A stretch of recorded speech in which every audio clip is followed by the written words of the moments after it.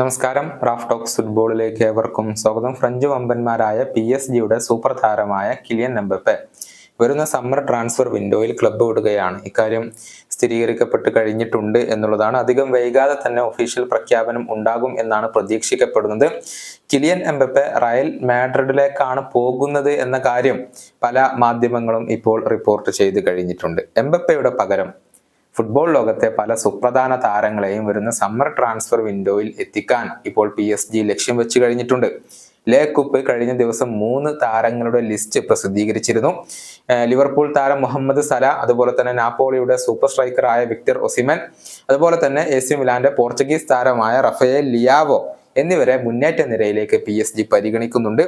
ഇതിന് പിന്നാലെ മറ്റു 2 പേരുകൾ കൂടി ഇപ്പോൾ ഉയർന്നു കേട്ടിട്ടുണ്ട്.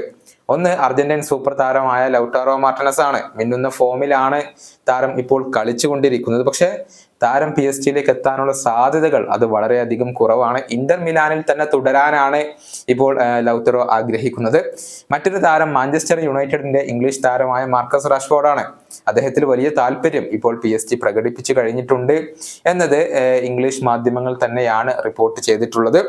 2 വർഷങ്ങൾക്ക് മുന്നേ റാഷ്ഫോർഡിനെ എത്തിക്കാൻ വേണ്ടിയുള്ള ശ്രമങ്ങൾ PSG നടത്തിയിരുന്നു. പക്ഷെ അത് ഫലം കണ്ടിരുന്നില്ല. ലൂയിസ് കാമ്പോസിന് വലിയ താല്പര്യമുള്ള ഒരു താരം കൂടിയാണ് റാഷ്ഫോർഡ്. കഴിഞ്ഞ സീസണിൽ അദ്ദേഹം മാഞ്ചസ്റ്റർ യുണൈറ്റഡുമായുള്ള തന്റെ കോൺട്രാക്ട് പുതുക്കിയിട്ടുണ്ട്. 2028 വരെ നീട്ടിയിട്ടുണ്ട്. പക്ഷെ ഈ സീസണിൽ അദ്ദേഹത്തിന് തിളങ്ങാൻ കഴിഞ്ഞിട്ടില്ല. അതുകൊണ്ട് തന്നെ വരുന്ന സമ്മറിൽ റാഷ്ഫോർഡ് ക്ലബ്ബ് വിട്ടേക്കും എന്നുള്ള ഒരു റൂമറുകൾ ഇപ്പോൾ സജീവമാണ്. ഈ വീഡിയോ അവസാനിപ്പിക്കുന്നു. വീണ്ടും കാണാം.